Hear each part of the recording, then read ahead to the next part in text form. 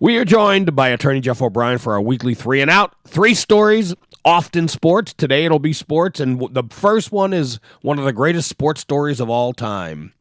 I don't care about Ohio, but I like the fact that they've got good cheese. They won, what is it, the U.S. Cheese Championships, Jeff? Is that what it's called? The United States Championship Cheese Contest. And Ohio won the overall championship with, as it's described, a lovely big wheel of Swiss. Yeah, so Bob, it's been hosted by the Wisconsin Cheesemakers Association biennially since 1981, and this one was March 4th through 6th. It was in Green Bay, Wisconsin, and Ohio did well. California, there was a California one that California did well too. I didn't even think of California as being a cheesemaker. Yeah, they got a lot of wine, so maybe they'd have to have cheese too. But Ohio,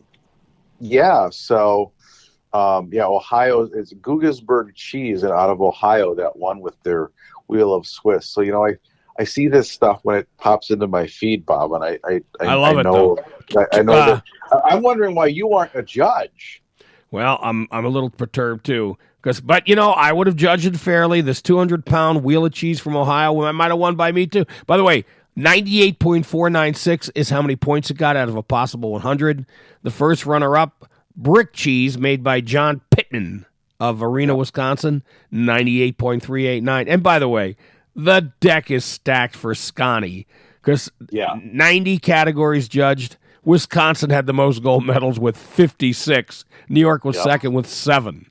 They won the cheese curds. Does anyone else even enter with a curd? Well, I mean, they are the gold standard of cheese curds. So it goes.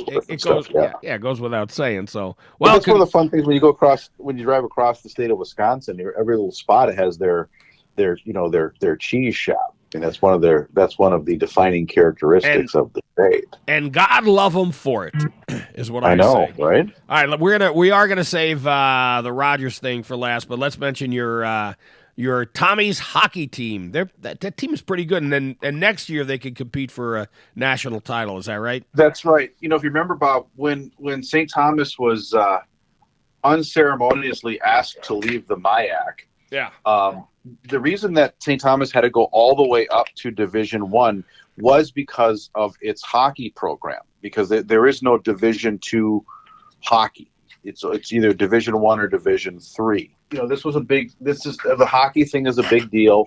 Again, just like the basketball team was, they can't go on to the Frozen Four, so this is really it for them. The postseason tournament for the CCHA is called the Mason Cup. And so the first round, it's best 2 out of 3.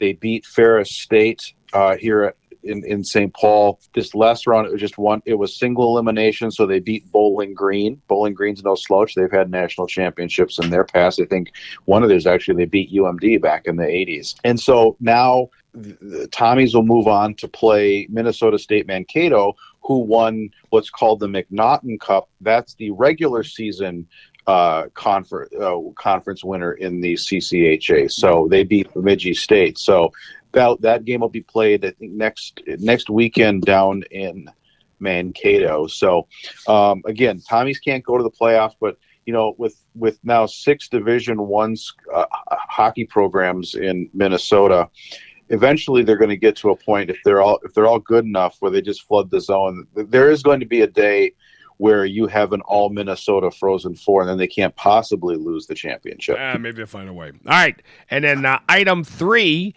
which it's possible by the time many people listen to this, it could be already decided. It should have been decided already why the Vikings have taken so long to make up their decision.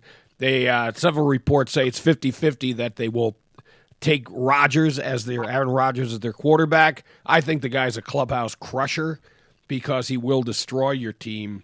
Maybe he'll help it, but he can destroy it too. And he wants to come here because he knows he doesn't want to go to the Giants, who've already made an offer.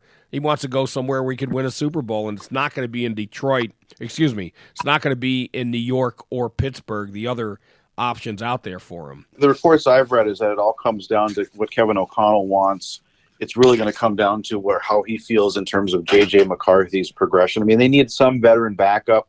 They need some insurance in case the knee isn't completely healthy or in case he does get hurt. To be honest, I'm kind of leaning more towards, say, like a Joe Flacco than Rodgers, because I think as much as I like Aaron Rodgers, I just think I think it sets off your progression with J.J. McCarthy maybe a little bit too much. Because you got to start the guy if you're going to bring him in like that. I think with Flacco, you get a guy who has also won a Super Bowl, has veteran experience, could step in if needed, and probably mentor the kids. So if I had to predict, that's where I'm going to go. I could be wrong, but I don't see them. I don't see O'Connell making a move like this. I think as much as they're turnkey and ready to go, I think they're ready to hand over to JJ. And if you look at the Eagles last year, I mean, Jalen Hurts wasn't lights out all year. He had Barkley out of the backfield. You had a lights out defense. In my opinion, the defense should have been the MVPs for that Super Bowl. So the Vikings have put a lot of different pieces around where you aren't so reliant upon the quarterback airing it out every play. So I think they're going to stick with their plan with JJ and find a competent backup that could step in, but also provide mentorship. Well, you know what? Then quit jerking around and make that decision and get it done. Because if a guy's coach of the year, this should not be a hard decision for him to make. And you did invest your future in J.J. McCarthy, and he's not going to be. I can't imagine his agent or he is going to be happy if they bring in Rodgers, because you don't bring in Rodgers and tell him, well, you're going to be backing up JJ. And you don't even tell him, not Rodgers, because he won't stand for it. If you struggle, we're putting the kid in. Now, that might be a circumstance where it makes sense, but he's not going to want to stand for that either. When he comes here, he's a diva, and he'll act like one. All right. As always, greatly appreciate it. Attorney Jeff O'Brien. We'll take a quick break. The BS Show will be right back.